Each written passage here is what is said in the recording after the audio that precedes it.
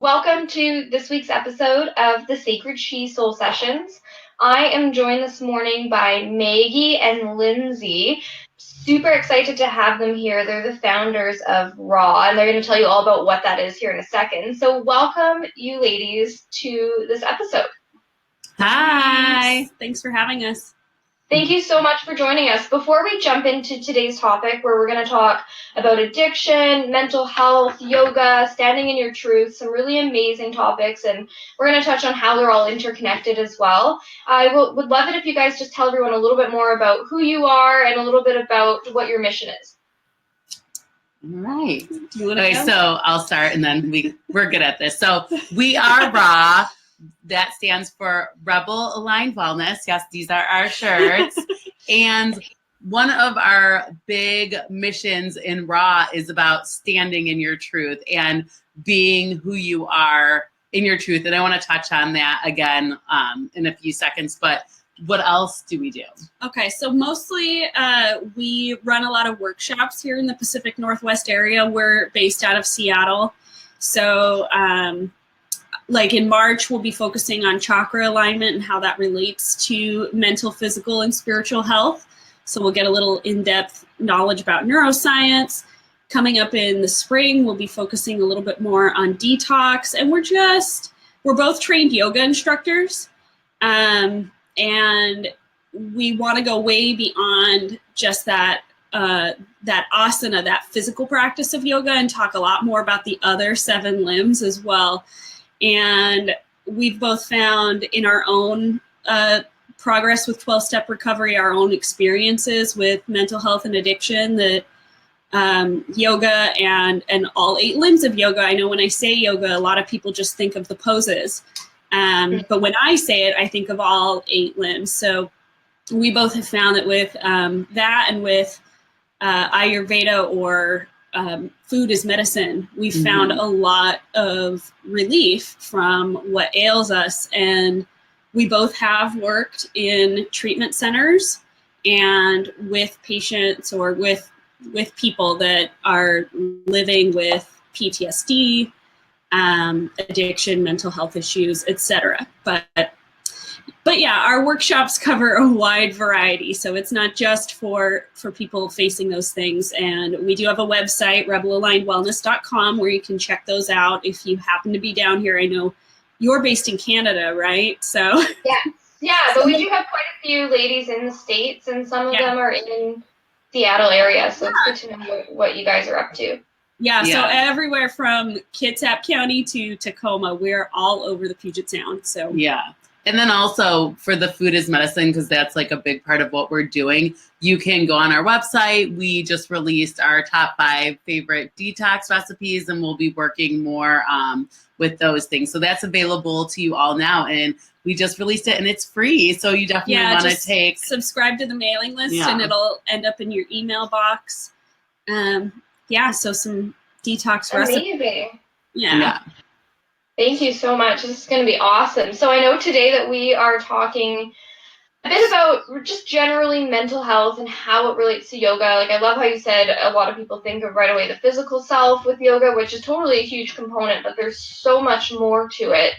How did you two get into yoga? I know that you are both active in 12-step recovery programs. Like, did you meet through that, or what got you kind of onto this path that you're on right now? Should I go first? Or I can go first. Go first. Okay. So I started yoga when I was 19. I'm 35 now. And actually, this is interesting. I used to use drugs and then go to yoga. And I thought, oh, I'm so connected. Oh, if I do this drug, I'll be so much better. My poses will be better. And it was very disconnected from the other 8 limbs. It was all what you call asana, which is the physical poses. And it was vinyasa. And so it was very, very just for the poses and, for the sake of being like, I'm going to yoga. And then when I stopped doing drugs, I actually didn't want to do yoga, because in yoga, you have to sit with your feelings and you have to be on your mat and you have to experience life. And so when I stopped doing drugs, it took me a while to get back into my yoga practice. And then I started slowly.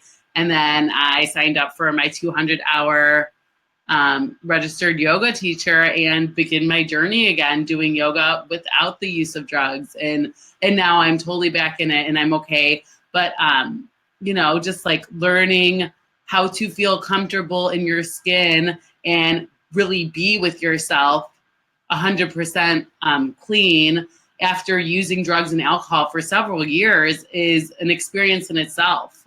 And so I think it's interesting that when I stopped using, I actually didn't want to do any yoga of any form. I just wanted to do like Scary. Zumba and hip hop dance. That's what I gravitated for when I stopped doing that. Well, it sounds like quite the transformative journey. Yeah. And I came to it completely the opposite way. I never considered doing yoga until after I got sober. And so, and I got sober for the first time and then relapsed. So we'll get to that part of the story. But I did get sober for the first time when I was 22. And I also have bipolar disorder, bipolar type 2, which is rapid cycling.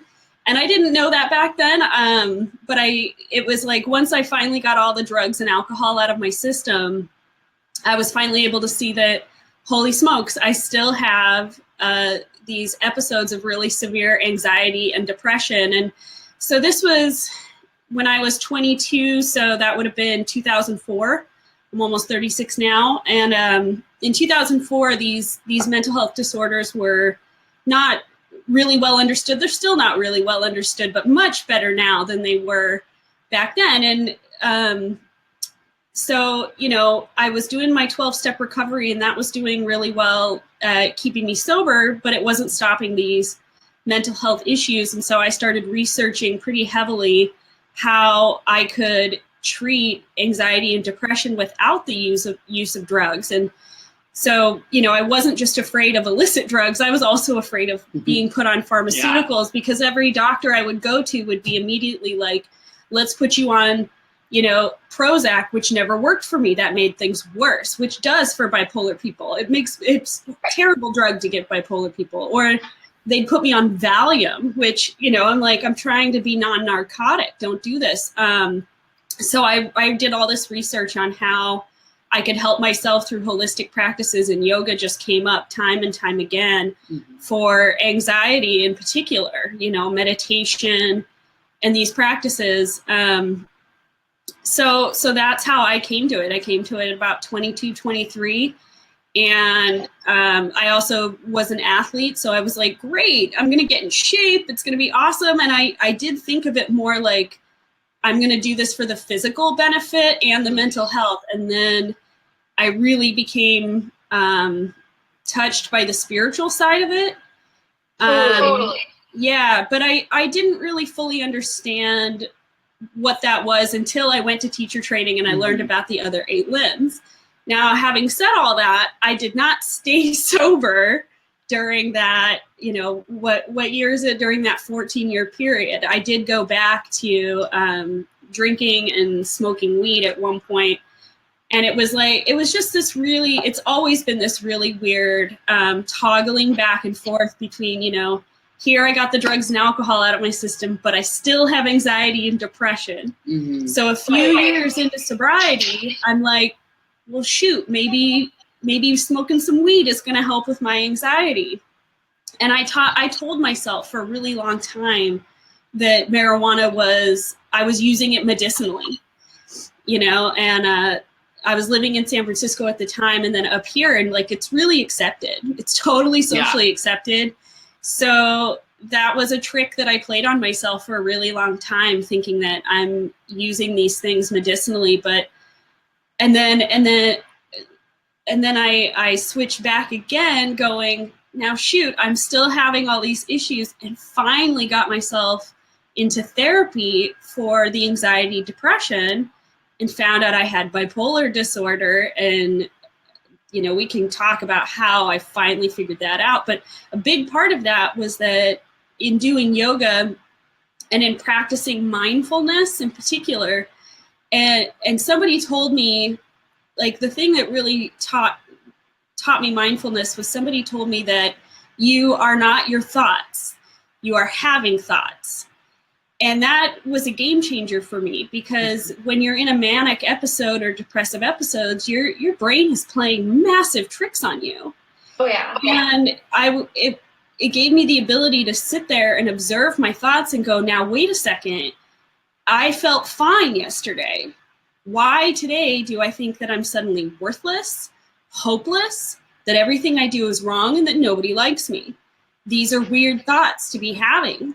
And so I was able to sit there and go, I am not my thoughts. These things aren't real. They're not true. I am having these thoughts. These thoughts are happening to me. And that's what gave me the ability to discern from reality and what my mind was telling me. And it was actually my now husband who, like, in dating him, I totally was like, now, just so you know, like, you know, wanted to lay it out on the table in case he's going to run for the hills. Now, just so you know, these things happen to me at times, and I can't explain it. And he was like, oh, it's just the chemicals, babe. It's just your chemicals talking. And I was like, holy crap, you're right. Like, and so yeah, finally I was able to get help for the bipolar disorder, and they put me on seizure medication. So finally something non-narcotic. And ever since the day I started taking it, I stopped having episodes. Oh, so wow.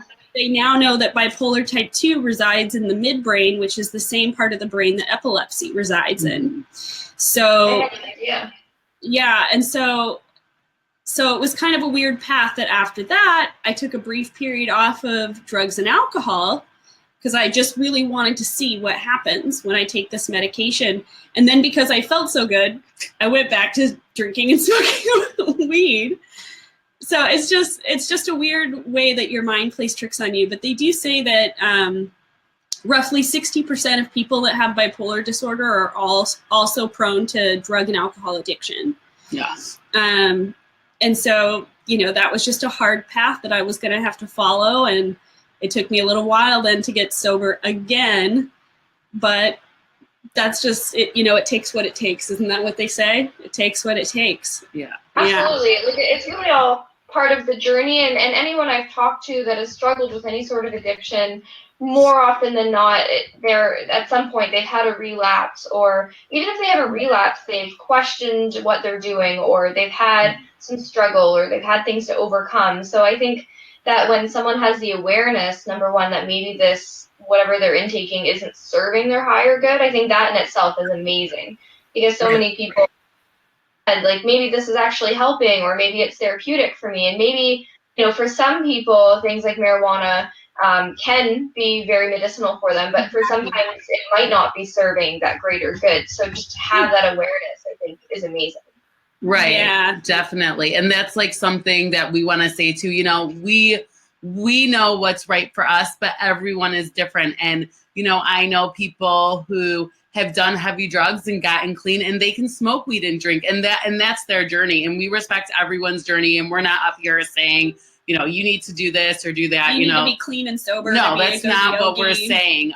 We're saying this is our story, and in our experience, because I relapsed too, and relapse is part of my story.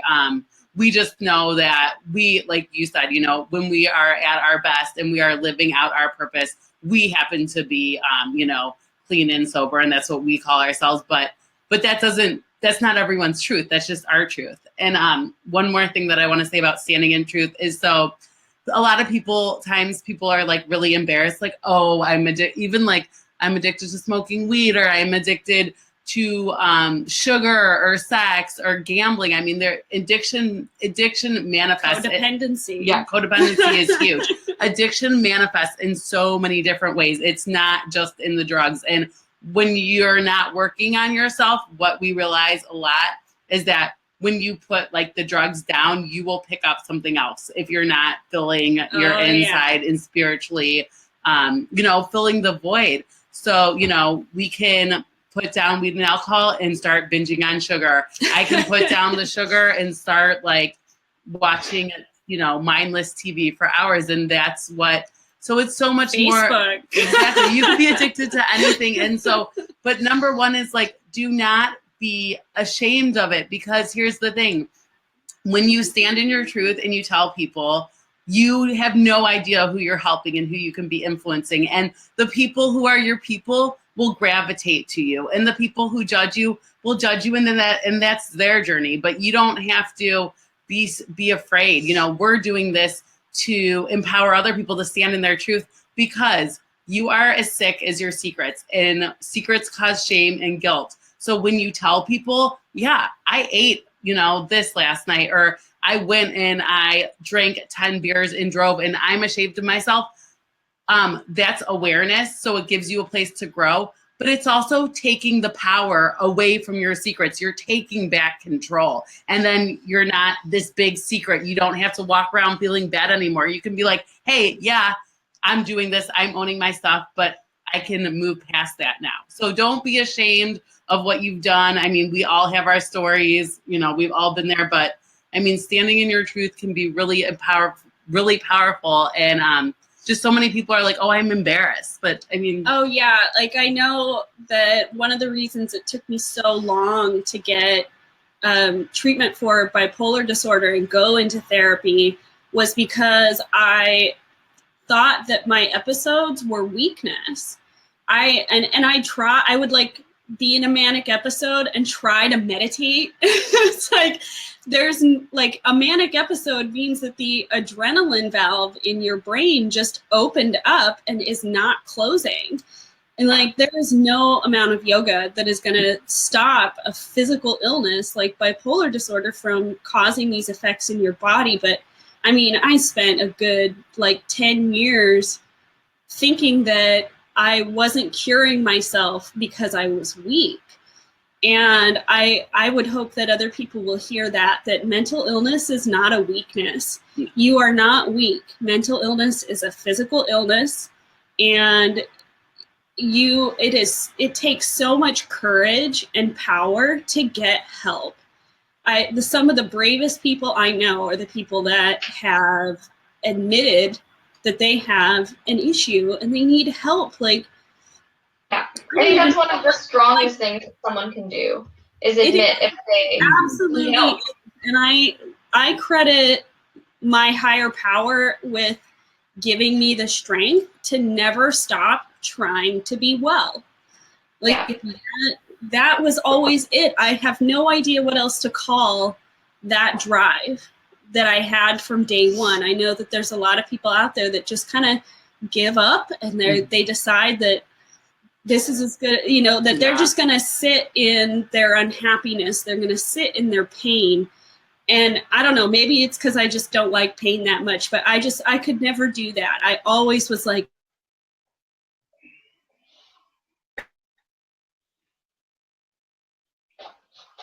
Did they freeze?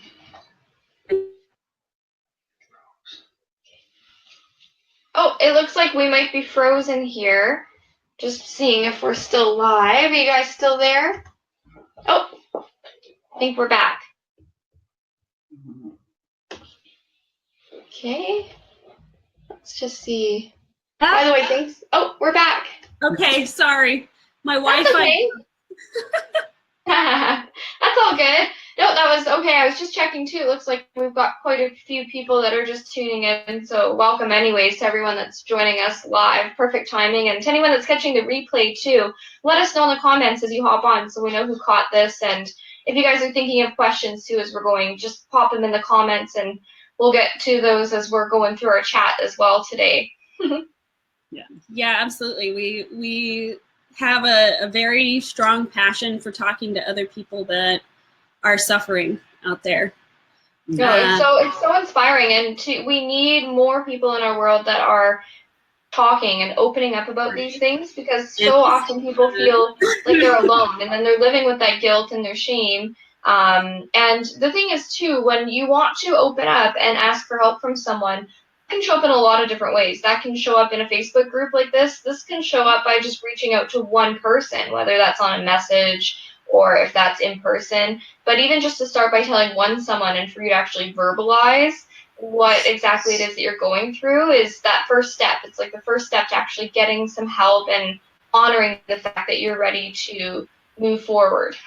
That's exactly right. And I think also just so people know, they say, and once again, I'm just talking, these are like things from our recovery program. I'm not labeling anyone. It's just like the language we use, but they say like one addict helping another is without parallel. Like no one's going to understand Lindsey as more as me because like I've gone through that and the feelings are the same. And yeah, our stories might be different. And this is the same when we talk about all different types of addictions. Like our stories are different. We use different things, but the feelings were the same. The guilt, the shame, the hitting the bottom, the feeling like, what am I going to do? All the fear. It's like the feelings are all the same. The fear, the resentments that we hold on to. Oh, resentments is huge.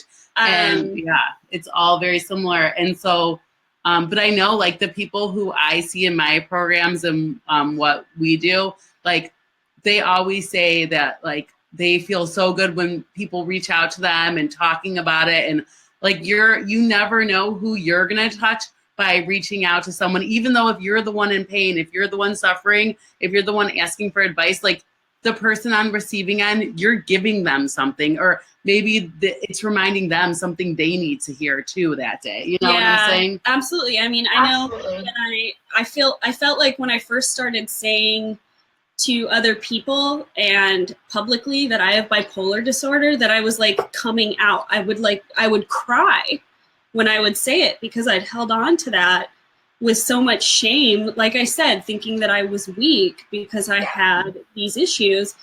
And I was shocked that every time I opened my mouth, people inevitably are like, oh, I struggle with postpartum depression. Oh, my mom has this issue. Oh, my sister attempted suicide. Like this touches everybody. I don't know a single person in my life that hasn't been touched by some amount of trauma, mental illness, or addiction. It is in all of our families.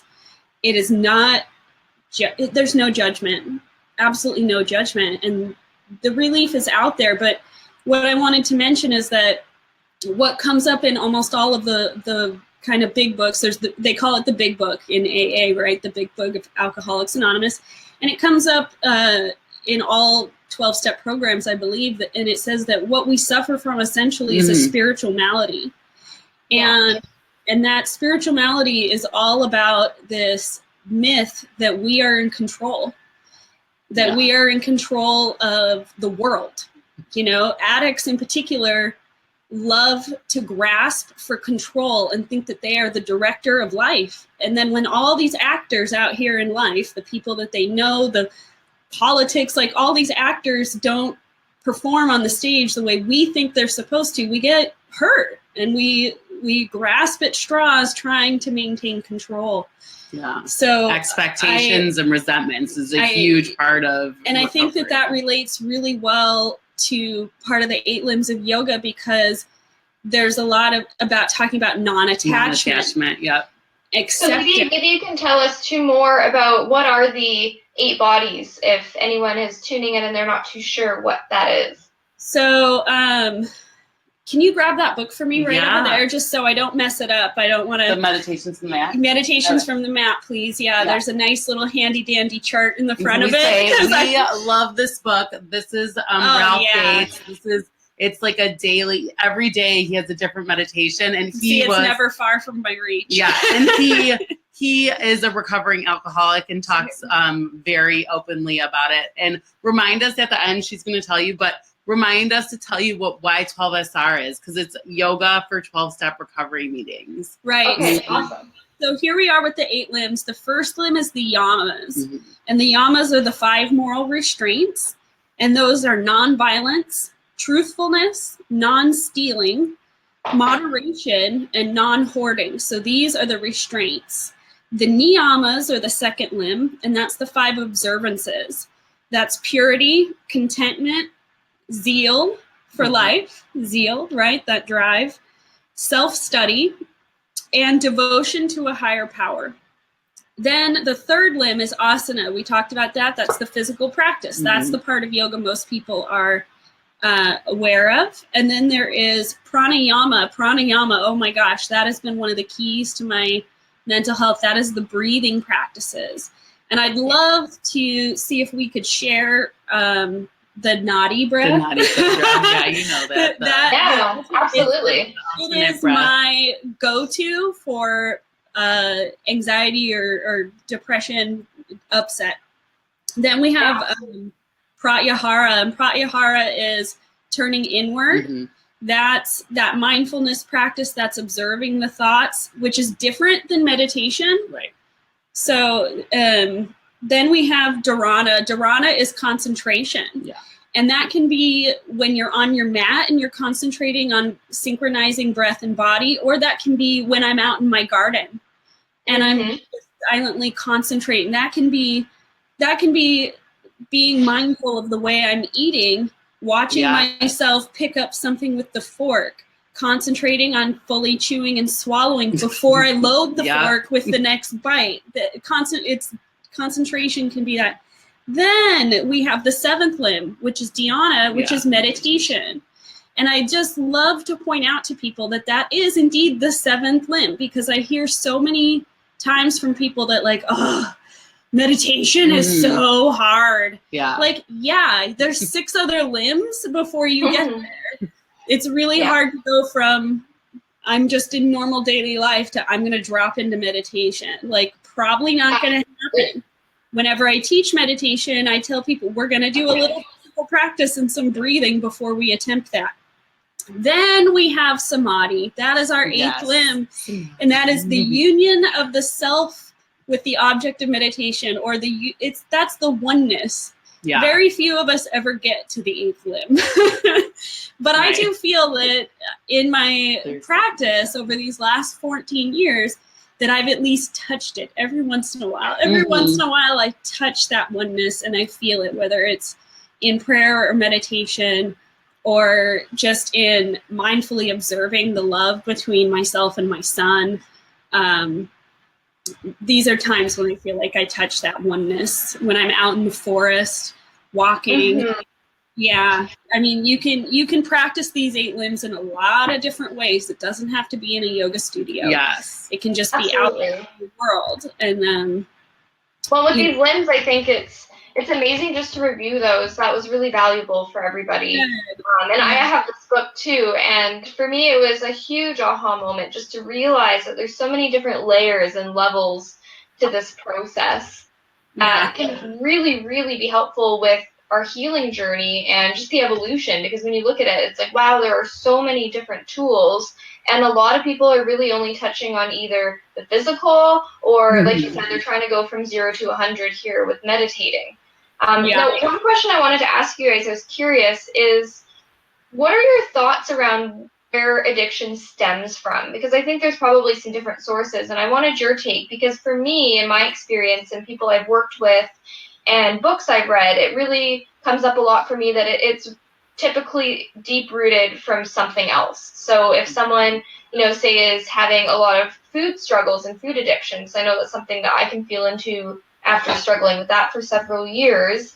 It's something where I was having a lot of issues deep down with self-worth, with my confidence, and I was feeling a sense of emptiness. So I was literally filling a void by taking on extra food. And I was also, it was a way of almost protecting myself by having extra weight and taking things on. So obviously there's 100%. So many addictions out there, and I know you guys have dealt with some of them.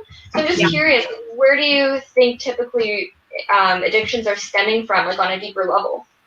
Well, I will go back to that statement that the underlying issue is a spiritual malady. And what we talk about in regards to alcohol, and I think this applies to sugar and things like that as well, is that you're combining this spiritual malady with a physical allergy, which is why an addict gets what they are seeking out of alcohol or drugs, or for eating disorders, when they're getting that euphoria from not eating or from vomiting. These things cause these chemical releases in our brain, and that's what becomes addictive. And those physical reactions in the brain, you're hitting the reward centers. Even though you're doing something bad, you're hitting a reward center, and the body starts to succumb to a compulsion. And like you said, people can be addicted to everything. Oh, yeah. I had an eating disorder when I was younger. I know people that get addicted to working out. and overdo working. Yeah, definitely. Like, I've there's seen so much of seriously that working in the gym, and I think another really, really common one as well is shopping addictions, especially yeah. I think with women, and it was reward- filling a void. Like for myself, I had a huge shopping addiction for several years, and again, it was filling a void and getting addicted to that high, like that quick fix and that quick reward. Yeah, I used to like openly admit that when I was drinking and doing drugs, that like when I was sad, I would go online and buy myself something. Like, yeah, we do it in a myriad of ways, and a lot of us that are addicted to one thing, like she was saying, we'll just transfer that to another thing. We'll give up one and we'll pick up another, but to interrupt that cycle and that pattern, you do have to get at the underlying issues. And that takes a lot of self-reflection. I love that in the 12-step programs, you are forced to take a real hard look at yourself and at your character defects. You have to take a look at your resentments and find a way to either figure out what your role was in that resentment, in that thing that you are angry about, whether it was somebody else's action, or you need to find a place of forgiveness. And, we see that come up a lot in religion and things too, right? We come back to this all the time, this idea that you need to forgive to move on. And it's no surprise that you meet a lot of people in 12-step recovery that have really messed up childhoods. Yeah. And like that is almost like so apparent that it's a cliche at this point to be like, my mommy didn't love me, my daddy didn't like these things come up so often, but again, it's not something to judge people for. A lot of us suffer with childhood issues that we take all the way into adulthood, or we have adult traumas. We suffer from, we are afflicted by some kind of sexual assault or abuse or other things, and these things can lead to addiction. So there's also this other side of people want to blame it on genetics a lot. I see that a lot too, like they have an alcoholic gene, or they have the the addictive gene, and it's like I don't know. I think there's nature and there's nurture. So it might be in the DNA, but it also just might be the influence of your family history. Because like I know in a lot of the meetings that I go to and stuff, people say like, I remember at the age of 3 feeling this way, and then at the age of 5 I was going to the Ovaltine container and eating the Ovaltine, and then I would go take my allowance money and go buy more Ovaltine to pour it in the container so much, because I was changing the way I felt. And I don't remember a lot. And they talk about this happened at a young age, and I don't remember, but what I remember is it changed the way I felt. And then that's what you're saying with the reward center. You're changing the way you feel with the shopping. It's that reward. And what we love to talk about is like that when you're when like we used to think, like you probably thought with shopping, or Lindsey thought, like, I'm going to reward myself with this bag, right? Yeah, like, oh my gosh, I deserve this bag. But you're not rewarding yourself with the feelings that come with the aftermath of the bag. There's hiding. Yeah, the guilt, lying. The shame, the hiding. It's like you would have probably, and like we talk about with food, like people are like, oh, I ate so well, I'm going to reward myself with pizza. But then the next day you feel like crap. You emotionally are like, why did I do that? Why did I eat a gallon of ice cream? Right. It's like the reward is in the healthy behavior. Like the reward is in eating the salad, because after the salad, you feel good. There are no feelings of guilt and shame. And, the reward is in the healthy choice. But we're so trained to think, oh, you did a good job in soccer, let me get you ice cream. Oh, you got an A on your report card. Let's go shop, or like, let's go take you shopping and buy you something. For Americans are very like, the reward is sometimes these things that can really hurt us. And then we're looking for that reward and we're not filling our void. And then it turns into this food addiction or shopping addiction, because we're seeking those feelings, Yeah, I know that that was something that I had to kind of flip the script in my mind, especially around food. And I loved and it's that idea of thinking instead about overindulging as, oh my God, I'm not rewarding myself, I'm punishing myself. Yeah. True. And that I'm really rewarding myself when I feed myself well, when I take care of myself. Self-care is when I'm rewarding myself. I'm not rewarding myself when I go out on a bender, Yeah. Right. Yeah. And I know a lot of people that do that. They're like, oh, work hard, play harder. Yeah. And you're like, okay, maybe, but but I might end up in jail if I play harder. Like, it doesn't stop after a bottle of wine for me. Like, yeah.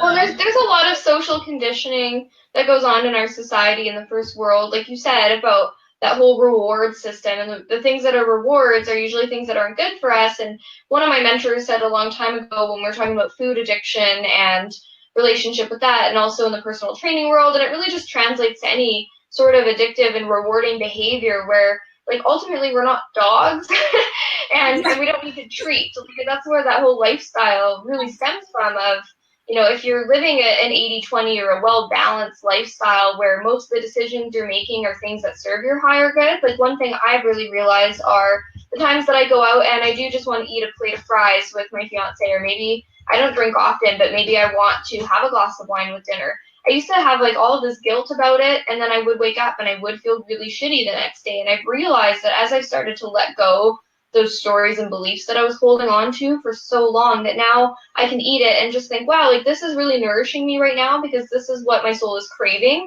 and I can feel really, really good about it. And then I can wake up the next day and not feel bloated and not feel guilt and not feel shame because I'm not doing it to mask something else the way I was before. And that brings up the good point that, we shouldn't beat ourselves up if we do eat the donut. Or even if you relapse. That's not what it's about.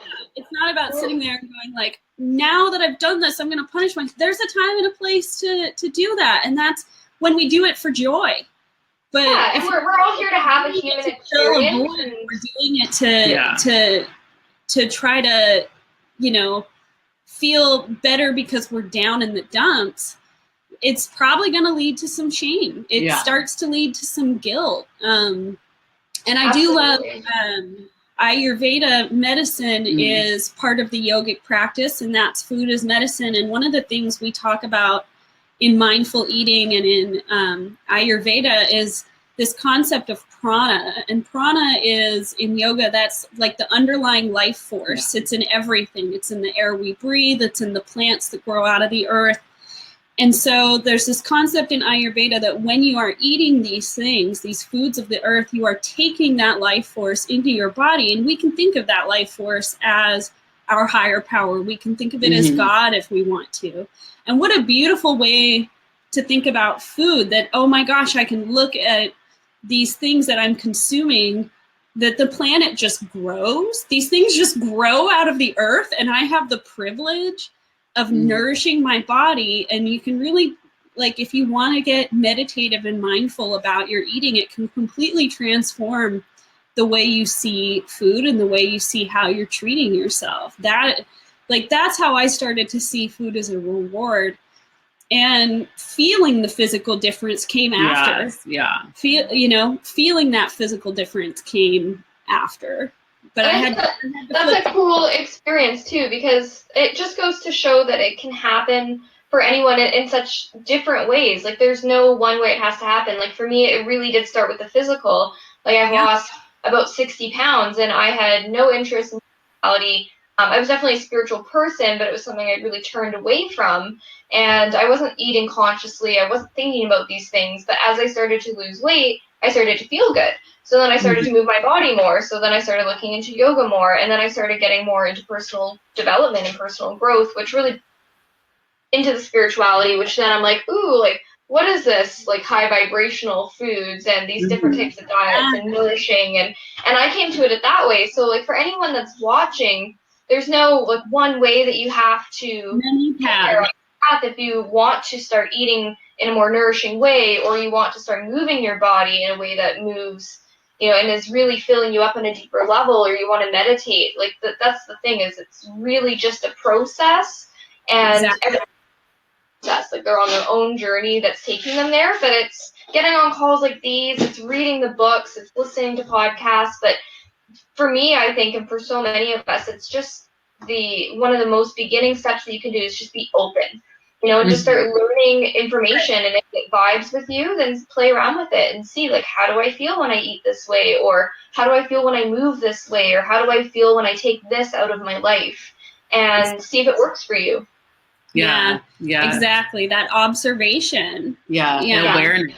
You need to have like awareness of what you're doing, and then you can make decisions based around. But if you're so busy consuming in your feelings and stuff, the awareness doesn't come. And like Lindsey said, and I want to say this too, like if you do, like, I just don't want people to feel like ashamed and feel guilty. Like we're human, we're going to make mistakes, and we're going to revert to old behaviors, or maybe, maybe for a while you had to stop using, and then you're in a place where you can drink wine, and that's okay too. Every journey is different, but just like keep on showing up for yourself, and like, keep on coming back to whatever it is you're, looking for the answers for, because just because you don't relapse or just because like you eat pizza or you might relapse or something like that, doesn't mean you have to like stay in that place. You can always come back. It doesn't mean you're it doesn't mean you're weak. It doesn't mean you're a bad person. That is a big part of recovery, is trying to get to the underlying issue of why you made that choice. Absolutely. I think maybe for anyone that's watching and you're struggling with any sort of addiction, whether it is food, or if it's drug and alcohol, if it's shopping, if it's codependency in a relationship, whatever it is, really, instead of having all that energy going into the guilt and shame, and a process isn't an overnight process, but to just start with the awareness of asking yourself some questions, like, whose is this? Where is this coming from? What's the deeper issue here? And just starting to dig deeper, because I know that's something people ask me a lot, and you guys probably get asked a lot too, of like, where to even start. Where to even start. And like you were saying, there are many paths to this destination. And I've jumped on one path and diverted from it and tried a different route many different times. And so you pick what works for you right now in the moment. And if that is stopping cold turkey, and then or if that's going to a 12-step meeting, or going to yoga class, a yoga class, or going to therapy, or just talking to a friend, talking to somebody who's experienced it, who has been there and somehow recovered. Ask them how. Start somewhere. Just starting, just knowing that you are worth happiness. You Absolutely. are worth it. And I think that's kind of the biggest thing, is being able to look in the mirror and go, oh my gosh, I might not be in control of the entire world, right? But I am in control of the actions that I take within this world, and I am in control. Happiness, I believe, is a choice. And that was what got me sober the very first time at the age 22, was that I had what I'll call like a white light moment, this spiritual moment of light rushing over me and saying, oh my God, I could just choose to be happy. I could choose to not hang out with these people in my life that drag me down and I abuse drugs. I could choose to go to treatment and get off these drugs and just see if that made a difference in the rest of my life. And, every time I've taken one of those steps towards choosing happiness, because I've at least got a glimpse of knowing I deserved it, other things fell down like dominoes. And so true. And once I took one step, it was easier to put another foot forward and take another step. Yeah, if you just take that first step, your higher power, the universe, God, whatever you want to call it, will show up for you. And and just give you the answers. Maybe it's through a person, maybe it's through an experience, but like, you will be guided. And that's, I've talked to so many people and they talk about it all the time. all you have to do is take that first action step and surrender, and the rest will fall. Yes. Oh my God. I love what you guys are Everyone- doing so much. I don't know if you guys have Y12SR. We have it in Washington. It's yoga, 12-step recovery. Look up Nikki Myers. She's the founder if it's in your area. So I talked to someone in Alberta last night, and I told them to look it up. And unfortunately, you don't have it in Alberta. But yeah, so it's yoga for all types of addiction. It can be drugs, it can be alcohol, it can be food, gambling, it can be codependency, or if you're affected by someone who's in addiction. Right, Al-Anon. Yeah, Al-Anon. It could be any of those. Or just if you're going, also, if you're like going through a tough time and you just need a safe place to go talk and share what's if you going are on. working with depression or anxiety, Yoga for 12SR, the classes are structured so that the first half of the class is a meeting and gives everybody a chance to share. Usually the instructor gives you some sort of reading or topic. Meditations from the Mat is a really common book for people to read from. And there's a little bit of a shared experience, and then they follow that with a physical practice, which can be anything. It can be guided meditation, it can be breathing work, it can be all of that. But at any rate, Yoga for 12SR is a great place to go if you don't want to sit around in a traditional meeting 12-step group, in the basement of a church with crappy coffee. Or if you just want free yoga, it's not, you don't have to pay. It's a donation based. Donation They're based. all donation based. And if you just need some free yoga, or maybe you want someone else to go to a meeting with you to see what's going on in the meetings, and but you don't want to take them, like Lindsey said, to the traditional, Alcoholics Anonymous or Narcotics Anonymous meeting. It's a great place to just share space and have an open discussion and practice yoga. And your issues are in your tissues. So it's good to get that out.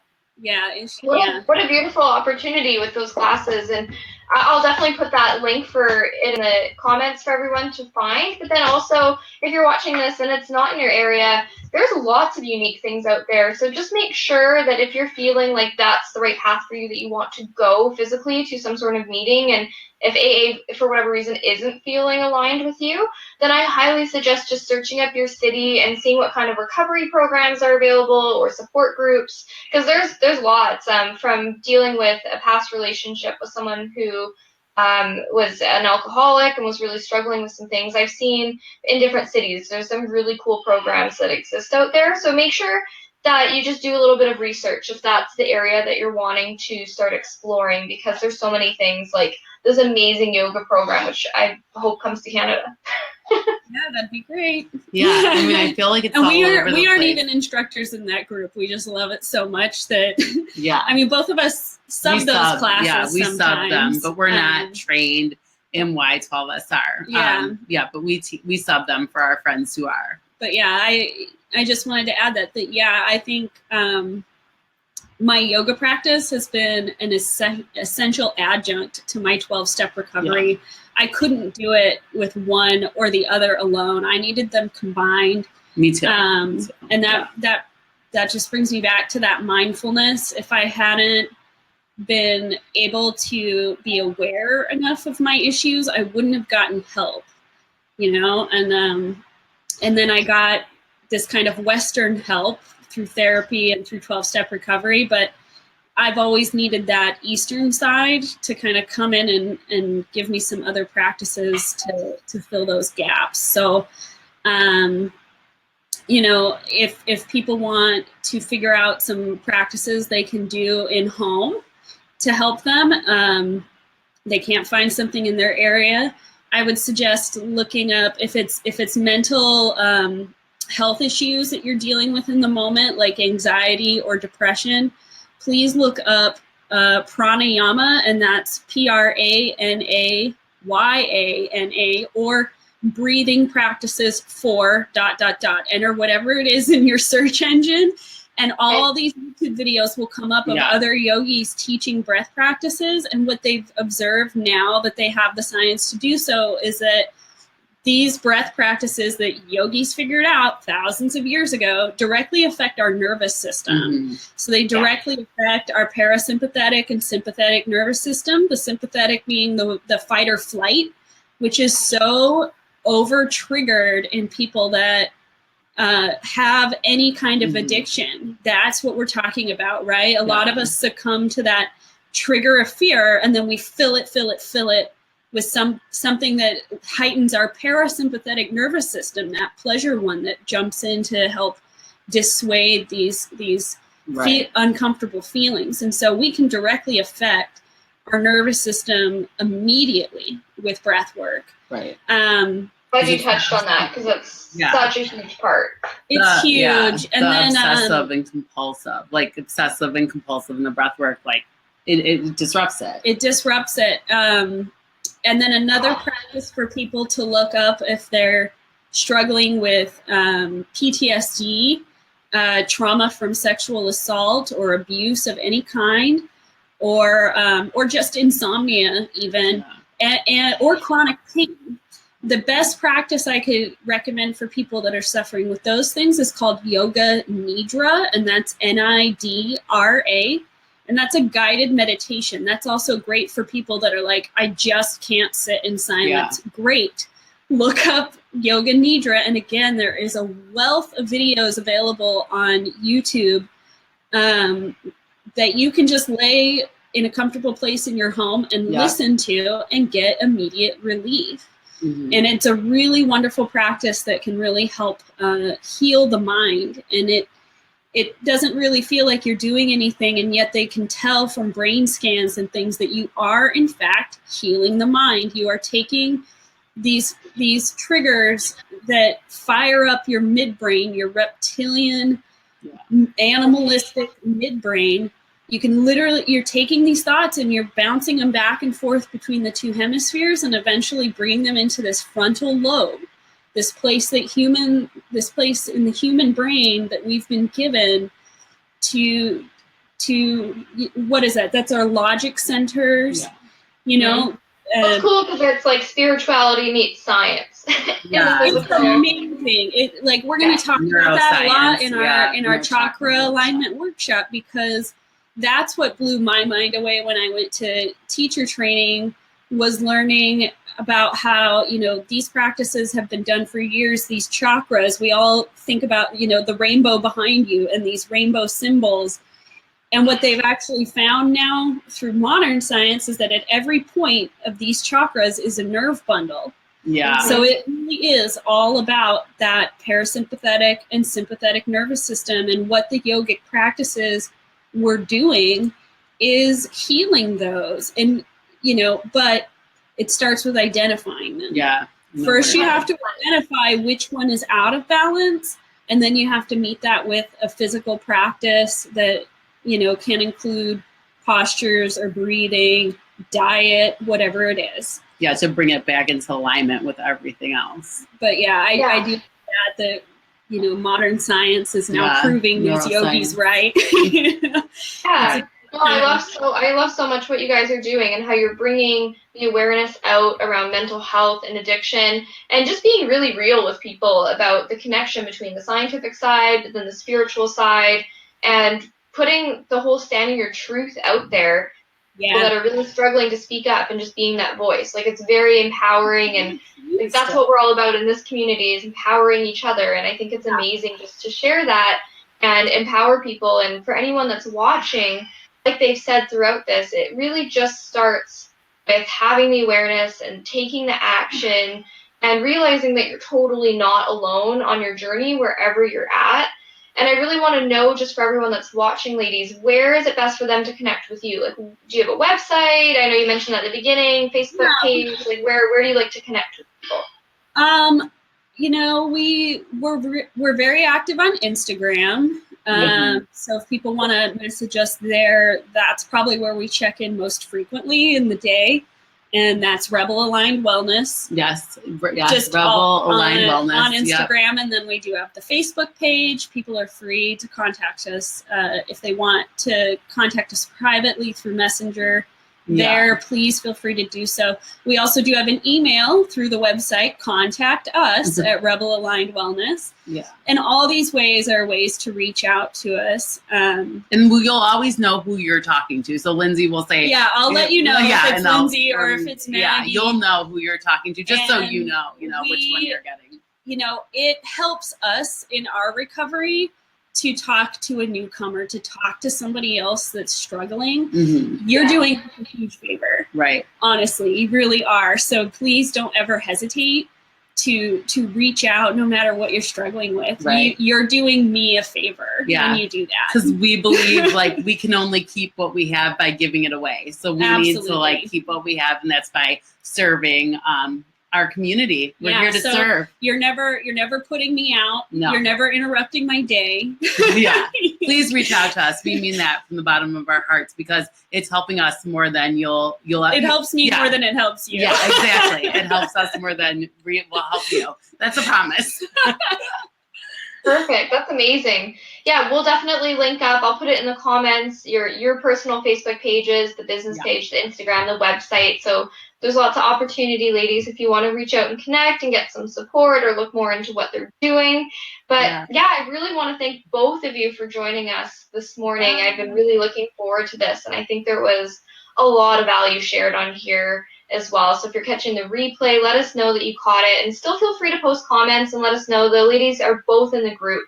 So both Maggie, both Lindsey are here. If you have a question and you would rather comment it, you can put it right in the comments as well. Yeah. Awesome. Yeah. Yeah. So thank you so much, ladies, and thank you for everyone that joined us today. And I can't wait to talk to you all in our next episode. Yeah. Awesome. Thanks so much, Jenna. Bye, Jenna.